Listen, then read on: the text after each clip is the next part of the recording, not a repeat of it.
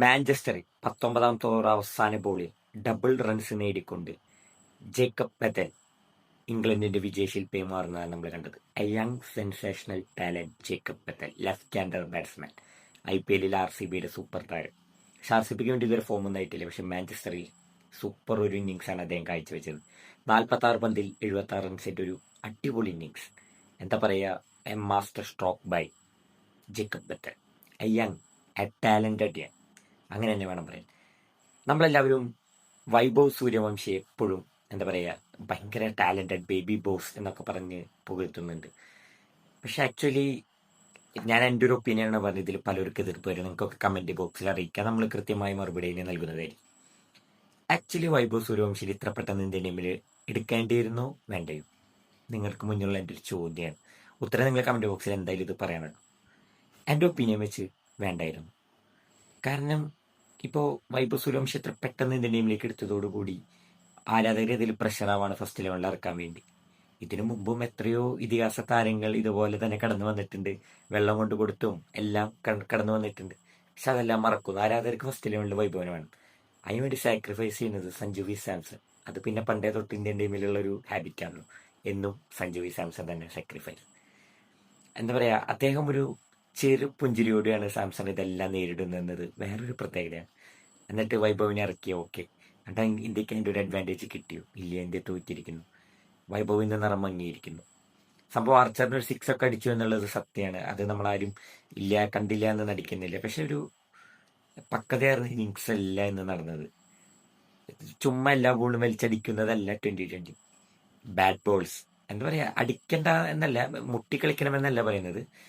അത് പറഞ്ഞപ്പോഴാണ് പെട്ടെന്ന് ഇഷൻ കിഷൻ പെട്ടെന്ന് നമ്മൾ ആ ടോപ്പിക്കിലേക്ക് ഒന്ന് പോവുകയാണ്. ഇന്ന് ശരിക്കും എന്താണ് കാണിച്ചത്? 40 ബോളിൽ 49 റൺസ്. ഒരു ടെസ്റ്റ് കളിച്ചിറങ്ങിയ ഫീലാണ് ഇഷൻ കിഷൻ. ആ ഒരു ഇന്നിങ്സ് ഒറ്റ കാരണം കൊണ്ടാണ് ഇന്ന് ഇന്ത്യൻ ടീം ശരിക്കും തോറ്റത് ഞാൻ പറയണേ. കാരണം ആദ്യം ബാറ്റ് ചെയ്ത് 190 റൺസാണ് ഇന്ത്യ എടുത്തത് 20 ഓവർ. ആ പിച്ചിൽ അപ്പനെ മത്സരം ഫസ്റ്റ് ഇന്നിങ്സ് കഴിഞ്ഞപ്പോൾ രവി ശാസ്ത്രി പറഞ്ഞിരുന്നു 20 റൺസെങ്കിലും ഇന്ത്യ ഇവിടെ ഷോർട്ടാണ്. സത്യമാണ്. ഇംഗ്ലണ്ട് 19 ഓവറിൽ അത് ചേസ് ചെയ്തു. ഒരു ഓവർ ബാറ്റ് നിൽക്കുമ്പോൾ രവിശാസ്ത്രിക്ക് കൃത്യമായി മനസ്സിലായി 20 റൺസ് ഷോർട്ടാണ്. ശരിക്കും 200+ പൗണ്ട് റണ്ണാണ് ഇഷൻ കിഷാന്റെ ആ ഒരു ടെസ്റ്റ് കളിയിലൂടെ നഷ്ടപ്പെട്ടത്. പിന്നെ ശിവൻ ദുബെ മധ്യനിരയിൽ ഇന്നിങ്സ് ഫിനിഷ് ചെയ്യേണ്ട ആളാണ്. താരത്തിന് ഇപ്പൊ പഴയ പ്രതാപമൊന്നുമില്ല, ഉള്ള കാര്യം പറയാലോ. പിന്നെ എടുത്ത് പറയേണ്ട വേറൊരു കാര്യം, ശ്രേയസ് അയ്യർ തുടർച്ചയായി 3ാം തോൽവിയാണ് ക്യാപ്റ്റനായിട്ട് നേരിടുന്നത്. ആദ്യമായി ഒരു പരമ്പര അയർലൻഡിനെ ഇപ്പം നഷ്ടപ്പെട്ടു. അയർലൻഡിനെ ആദ്യമായി എന്നല്ല, 12 സീരീസിന് ശേഷം ഇന്ത്യക്ക് ആദ്യമായി ഒരു സീരീസ് നഷ്ടപ്പെട്ടു. അയർലൻഡ് ചരിത്രത്തിൽ ആദ്യമായി ഇന്ത്യയെ തോൽപ്പിച്ച് പരമ്പര നേടി. എല്ലാ റെക്കോർഡും നേടുമ്പോൾ ശ്രേയസ് അയ്യരുടെ മുഖം മ്ലാനതയോടെ നിൽക്കുന്നത് നമ്മൾ കണ്ടിട്ടുണ്ട്. ശരിക്കും ശ്രേയസ് അയ്യരെ ക്യാപ്റ്റൻ ആക്കേണ്ടിയിരുന്നു. എൻ്റെ അടുത്ത ചോദ്യമാണ്, നിങ്ങൾക്ക് എന്താണ് തോന്നുന്നത്? കാരണം പെട്ടെന്ന് തന്നെ ഇപ്പോൾ മുംബൈയിലെ ഹാർദിക് പാണ്ഡ്യയ്ക്ക് സംഭവിച്ച പോലെ കുറച്ചാള് ഇന്ത്യൻ ടീമിൽ കളിച്ചിരുന്നു, പിന്നെ 2-3 വർഷം ഇന്ത്യൻ ടീമിലേക്ക് കളിച്ചിട്ടില്ല. അതുപോലെ മുംബൈയിൽ കുറച്ച് വർഷം ഹാർദിക് പാണ്ഡ്യ കളിച്ചിരുന്നു, പിന്നെ അവസാനം 2 വർഷം ഗുജറാത്തിന് വേണ്ടി കളിച്ചു. പിന്നെ പെട്ടെന്ന് വന്ന് ക്യാപ്റ്റൻ ആക്കുമ്പോൾ ആ ടീമിൻ്റെ ഉള്ളിൽ ഒരു ഘടനയിൽ ഭയങ്കര മാറ്റം വരുന്നതായി നമുക്ക് കാണാം. അത് തന്നെയാണ് ഇവിടെ സംഭവിച്ചിരിക്കുന്നത്. താരത്തിന് എതിരായിട്ട് വേറെ താരങ്ങളൊന്നുമില്ല, ഗ്രൂപ്പ് H ഗ്രൂപ്പ് ഒന്നുമില്ല മുംബൈത്തെ പോലെ. പക്ഷെ എന്നാലും പ്ലേയേഴ്സിൻ്റെ ഉള്ളിൽ ചെറിയൊരു മെന്റൽ സ്ട്രെസ് ഇതുമൂലം അനുഭവപ്പെട്ടിട്ടുണ്ട്. പിന്നെ വൈഭവിനെ ടീമിൽ ഉൾപ്പെടുത്തിയോടുകൂടി സഞ്ജു വി സാംസൺ, അഭിഷേക് ശർമ്മയ്ക്കും ചെറുതല്ലാത്ത വലിയൊരു പ്രഷർ നേരിടേണ്ട അവസ്ഥ വന്നിരിക്കുന്നു. പിന്നെ വിക്കറ്റ് കീപ്പിംഗ് ഇഷൻ കിഷാനും സഞ്ജു മാറി മാറി ചെയ്യാമെന്നാണ് ഇപ്പോൾ കഴിഞ്ഞ കളിയിൽ നിന്ന് എനിക്ക് മനസ്സിലായത്. അങ്ങനെയാണ് പറഞ്ഞു കേട്ടത് ഈ ഒരു ടോസിൻ്റെ സമയത്ത്. അപ്പോൾ അതെല്ലാം സഞ്ജു എന്നൊരു ബാറ്റ്സ്മാനെ സംബന്ധിച്ച് പ്രഷർ കൂട്ടുന്ന ഒരു സംഭവമാണ് ഇന്ത്യൻ മാനേജ്മെന്റ് ചെയ്തുകൊണ്ടിരിക്കുന്നത്.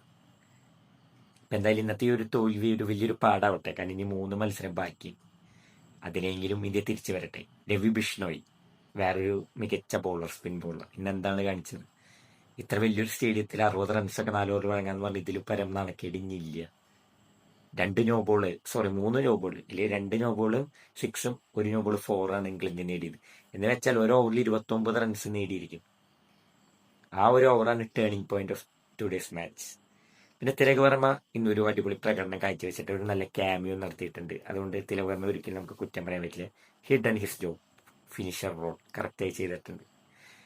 എനിവേ, ഇന്ത്യ ഒരു കാര്യം ആലോചിക്കണം, ഇതുവരെ കളിച്ച പോലെ ഇംഗ്ലണ്ടിൽ ചെന്ന് ഇംഗ്ലണ്ടിനെ തോൽപ്പിക്കുക എന്നത് അത്ര എളുപ്പമല്ല. പ്രത്യേകിച്ച് 2020 ടെസ്റ്റ് ആയതിനൊക്കെ ഓക്കെ. 2020 അവർക്ക് പ്രാന്താണ് ശരിക്കും. അവരെ പ്ലേയേഴ്സിനെ കണ്ടാൽ ആരാണ് അടിക്കാനുള്ള മെന്റാലിറ്റി അല്ല. അതിന്റെ ഫീസോൾട്ട് ബട്ട്ലറും ഡക്കാണ് എന്നൊരു കാര്യം കൂടി നിങ്ങൾ ആലോചിക്കണം.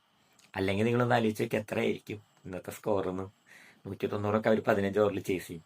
നിങ്ങൾ അവരെ ലൈനപ്പ് നോക്കിയാൽ തന്നെ അറിയാം. അടിക്കാൻ വേണ്ടിയുള്ള ആൾക്കാരെ പേര് ഞാൻ എന്താ പറയാം, ഫിൽ സോൾട്ട്, ജോസ് ബട്ട്ലർ, ഒരെണ്ണം പോകുമ്പോൾ ഹാരി ബ്രൂക്ക്. അതൊരു ബോധമില്ലാത്ത ആളാണ് ഹാരി ബ്രൂക്ക്.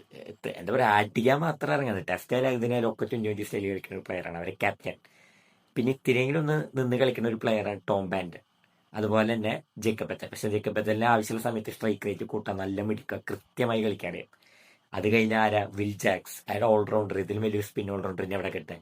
സാം കറൻ, അതിലും ബെസ്റ്റ് ഓൾറൗണ്ടർ. പിന്നെ നമുക്കറിയാം ആർച്ചറിന് ബോൾ അറിയാൻ മാത്രമല്ല, അത്യാവശ്യം വന്ന ബാറ്റ് ചെയ്യാൻ അറിയുന്നത് നമുക്കറിയാം. അപ്പൊ ആർച്ചർ.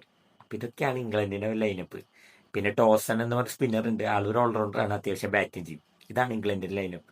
നിങ്ങളൊന്ന് ആലോചിച്ച് നോക്കേ, ഇതുപോലെ ഒരു ലൈനപ്പ് വേറൊരു ടീമിനും ഇല്ല. അടുത്ത 2020 ലോകകപ്പ് പുറത്താണ് നടക്കാൻ പോണേ, ഇന്ത്യയിലല്ലേ. ആയതിനാൽ തന്നെ ഇംഗ്ലണ്ടിന് നല്ലൊരു ചാൻസ് ഉണ്ട് അത് ജയിക്കാൻ. കാരണം അവരുടെ ടീം അത്രയ്ക്ക് സ്ട്രോങ് ആണ്. ഇന്നത്തെ ഒരു മത്സരം കണ്ടപ്പോൾ നമുക്ക് മനസ്സിലായത്. പിന്നെ India really missing Jasprit Bumrah. അത് പറയാതിരിക്കാൻ വയ്യ. ശരിക്കും മിസ് ചെയ്യുന്നുണ്ട്. ആ 4 ഓവർ ഇന്ന് ശരിക്കും മിസ് ചെയ്യുന്നുണ്ട്. IPL എന്തായിക്കോട്ടെ, ഇന്റർനാഷണൽ വന്നേനാ Bumrah is Bumrah, god, the legend Bumrah. നമുക്ക് എല്ലാവർക്കും അറിയാം. എന്തായാലും ബൂംറയൊക്കെ തിരിച്ചു വരുമ്പോൾ നമ്മുടെ ഈ ലൈനപ്പ് റെഡി ആകുമെന്ന് നമുക്ക് വിചാരിക്കാം. എനിവേ, ഹർഷദീപ് നല്ലൊരു സൈനിങ്സ് ഒക്കെ ഒന്ന് കാണിച്ചിട്ടുണ്ട്. കാരണം ആദ്യ ഓവറിൽ 2 വിക്കറ്റ് ഒക്കെ എടുത്ത് അദ്ദേഹം പ്രൂവ് ചെയ്തിട്ടുണ്ട്. തന്റെ എബിലിറ്റി ഒന്നും എവിടെയും നഷ്ടപ്പെട്ടിട്ടില്ല.